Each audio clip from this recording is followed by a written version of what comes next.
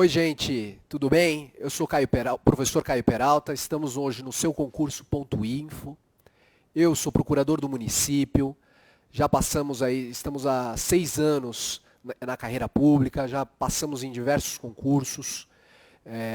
Temos aí nos deparado e nos debruçado sobre o direito administrativo, sobre os aspectos que caem no concurso, e hoje vamos trazer aqui para o seu concurso.info algumas noções de licitações, noções preliminares, importantes para você que vai fazer o seu concurso aí, já ficar ligado, já prestar atenção e se debruçar também sobre a matéria, sobre esses aspectos. O primeiro ponto de licitações que o aluno precisa ter em mente, ter, vamos dizer, intimidade, facilidade, é o artigo 37, inciso 21 da Constituição da República. Nele, a Constituição estabelece a obrigatoriedade do procedimento licitatório, da licitação, né, para a contratação de obras e serviços pela administração pública.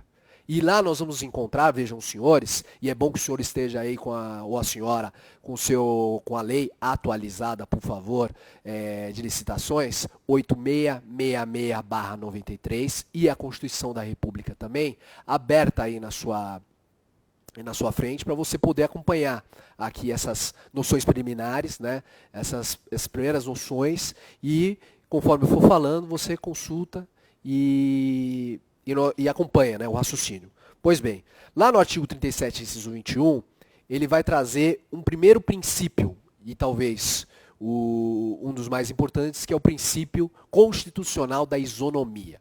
O procedimento licitatório ele deve garantir a todo aquele que venha participar do certame a igualdade nas condições, seja durante a fase aberta, durante a fase de disputa, seja numa situação de contratação aberta, né? Uma contratação direta, não a contratação indireta, que é o processo licitatório.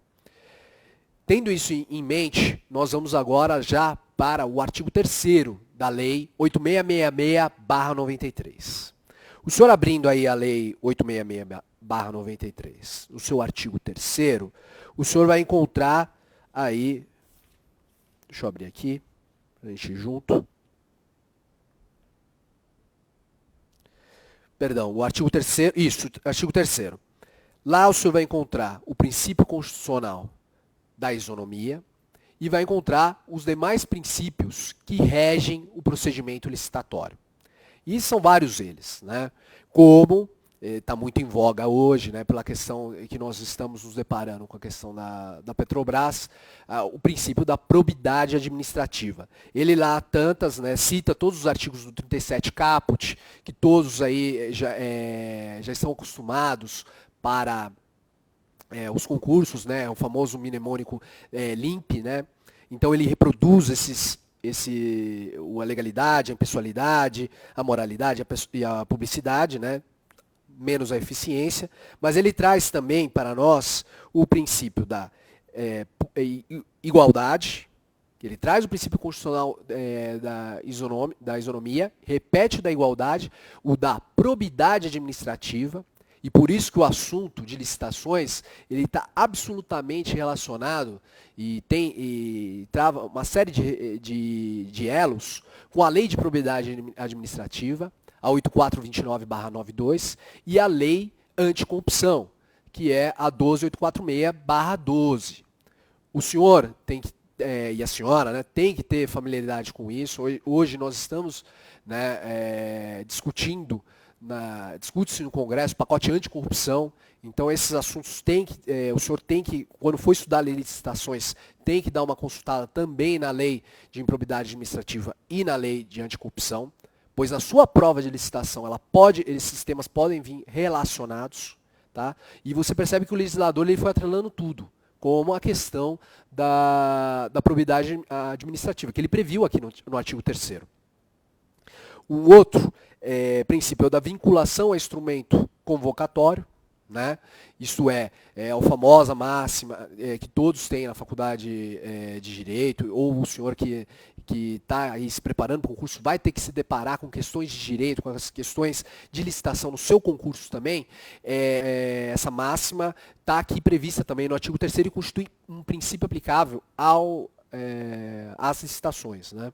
E a questão do julgamento objetivo, né? Você não pode trazer subjetividades ao processo licitatório, né? Não pode sempre uma determinada empresa ganhar a licitação, por mais que o senhor possa já ter visto isso daí em notícias de jornal. Pô, mas sempre ganhava aquela, ganhava Y. Então, a própria lei de licitações ela já prevê esse princípio para afastar, né? Gente, além desses princípios, essas noções, então, que o senhor tem que ter claro, e o senhor tem que ter isso decorado para realizar o seu certame, quais são esses objetivos? Então, o artigo 3º tem que ler e reler.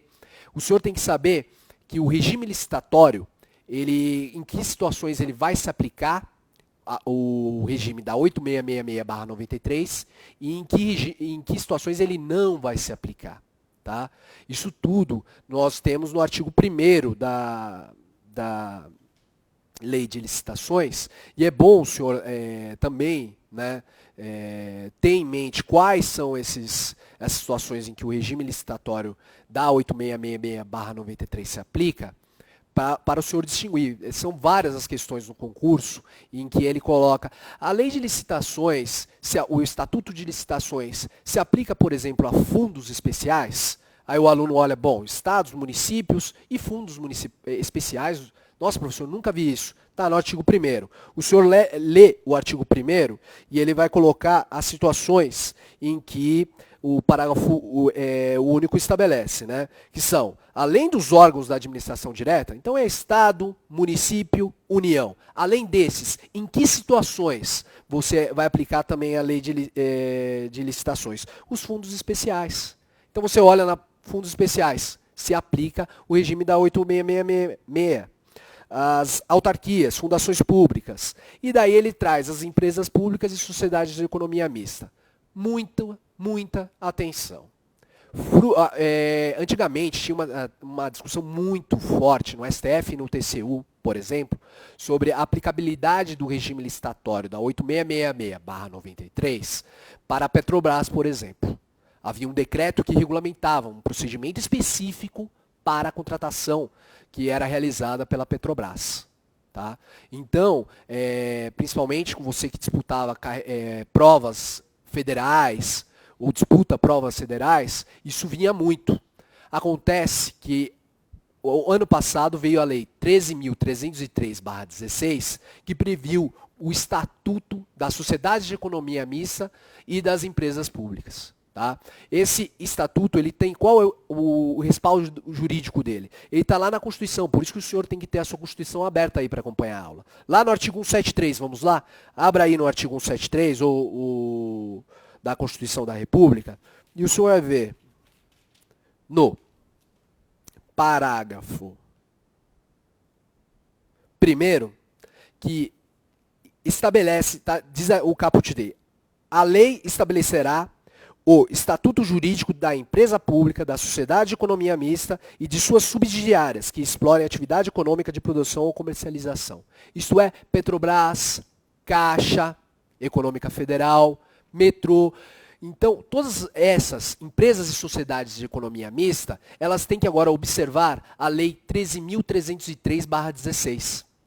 Então, você tem uma exceção já, que não houve uma alteração, a Lei 13.303 não alterou lá o artigo 1º, parágrafo único da Lei 8666, mas o senhor tem que saber que as empresas públicas e sociedades de economia mista e suas subsidiárias têm já um estatuto próprio, que foi estabelecido por essa lei na forma do 173, parágrafo 1º da Constituição da República. Tá? Quais outras situações, professor, em que não se aplica a 8666 e, portanto, todos aqueles princípios que nós vimos, né, esses princípios informam também todos os demais regimes licitatórios, mas quais as exceções para a 8666? Nós temos, por exemplo, a lei que regulamenta as parcerias, os termos de parceria e termo de fomento das relações da administração pública com a organização da sociedade civil, a 13.019/14. Vou dar para vocês mais alguns mais alguns breves, umas breves dicas, né, de outros exemplos. 12.598/12, a lei regulamenta a compra e o desenvolvimento de armas pela defesa. Então você que vai prestar um concurso militar, atenção com a 12.598/12. Então são exemplos de outros regimes licitatórios que você, candidato, tem que ter atenção e tem que saber distinguir isso na hora que for fazer uma prova e que tiver se deparar com questões de licitação, que é recorrente, se não em todos os concursos, na maioria deles. Eu sou Caio, estou à disposição de vocês, pode entrar em contato, pode, enfim, continuar nos acompanhando, que outras dicas aí virão para vocês, tá bom? Um abraço, tchau, tchau.